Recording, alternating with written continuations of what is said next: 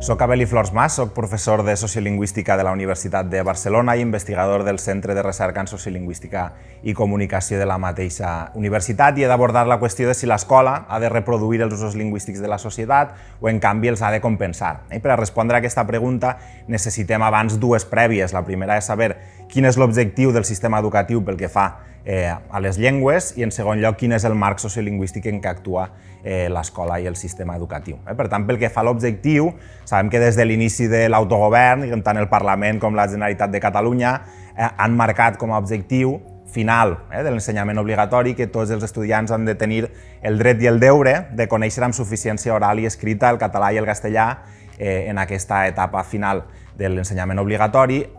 amb independència de quina sigui la seva primera llengua, i per aconseguir això, diu l'Estatut, que l'ensenyament del català i el castellà ha de tenir una presència adequada en els plans d'estudi. Per tant, abordar aquesta pregunta sobre si l'escola ha de compensar o reproduir els usos lingüístics és entrar en la qüestió de la presència adequada, i aquí hem d'anar a parlar del marc sociolingüístic general. Dues idees fonamentals. La primera és que a la Catalunya contemporània existeix una desigualtat estructural pel que fa a l'accés al coneixement del català i de l'aranès a l'Aran en relació amb el castellà. La segona és que el català i l'aranès són llengües minoritzades de manera creixent.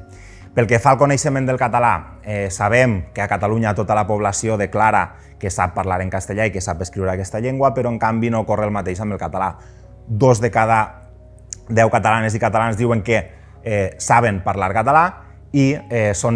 que no saben parlar català, i fins a 4 de cada 10 diuen que no saben escriure el català. I aquí detectem també un patró de desigualtat estructural pel que fa a l'origen. Veiem que només la població nascuda a Catalunya declara que és competent en les dues llengües, mentre que la població nascuda a la resta de l'Estat o a l'estranger, tenim 4 de cada 10 persones nascudes a la resta de l'Estat, 5 de cada 10 persones nascudes a l'estranger que declaren que no saben parlar català.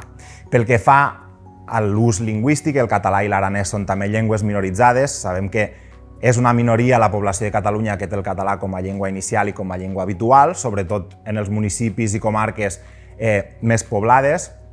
i aquesta tendència de minorització s'ha anat accentuant els últims anys. També sabem que la població catalanoparlant és molt competent en castellà i té arrelat un hàbit de canviar el castellà quan se'ls adrecen en aquesta llengua o quan perceben o consideren, sovint de manera errònia, que la persona amb qui estan interactuant no coneix el català, de canviar al castellà, i per tant moltes de les situacions que podrien resoldre's amb ús del català acaben resolent-se amb ús del castellà. I finalment també hem de tenir en compte que el català i l'aranès són llengües molt absents de diferents àmbits importants de la societat, entre altres les plataformes digitals, les xarxes socials que en bona mesura concentren el consum audiovisual en l'actualitat i sobretot de la població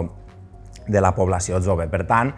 és creixentment difícil en la societat catalana actual trobar situacions d'exposició a l'ús del català i encara més situacions que requereixin l'ús d'aquesta llengua. És en aquest marc que actua l'escola. Quin és, per tant, el model lingüístic que pot donar resposta a aquest objectiu en el marc de minorització que hem assenyalat?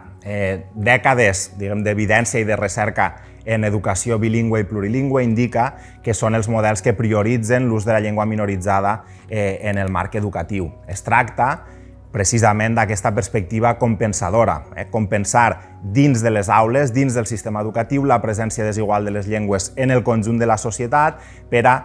proporcionar, d'una banda, motivació per a l'ús i també oportunitats de pràctica d'aquesta llengua que no es donen de manera espontània i sense suport institucional en la societat més en general.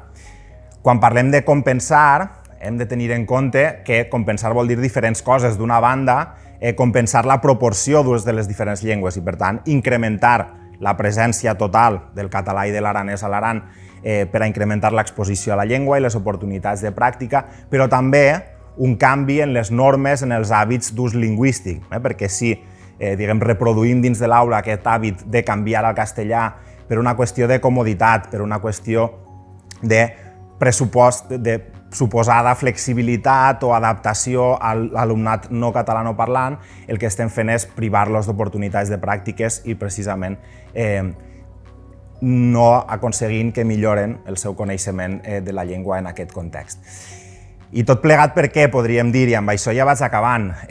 tot plegat perquè promoure i afavorir la presència del català dins del sistema educatiu i, per tant, afavorir l'aprenentatge del català a un nivell equiparable a l'aprenentatge del català, ens permet protegir dues idees que la societat catalana ha expressat de manera reiterada que considera valuoses. La primera és garantir l'equitat i la igualtat d'oportunitats pel que fa a l'accés a les llengües. Per tant, no reproduir una situació de desigualtat en el coneixement del català, de l'aranès i del castellà en relació amb l'origen després del pas pel sistema educatiu.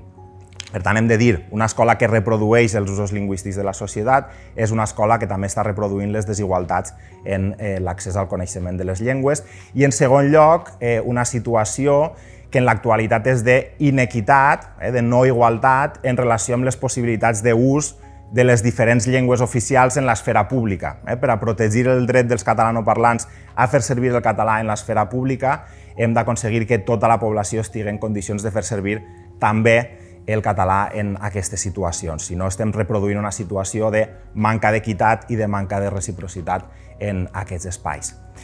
Malauradament, hem de dir que en els últims temps l'escola ha començat a incorporar més tendències de reproducció que no pas tendències de compensar els usos lingüístics. Veieu aquest descens en l'ús del català en diferents situacions dins de les aules que indiquen que aquesta perspectiva compensadora necessita un reforç a nivell discursiu i un reforç també a nivell de les pràctiques docents. Per tant, una invitació a posar-nos-hi i a recuperar aquesta idea de compensar.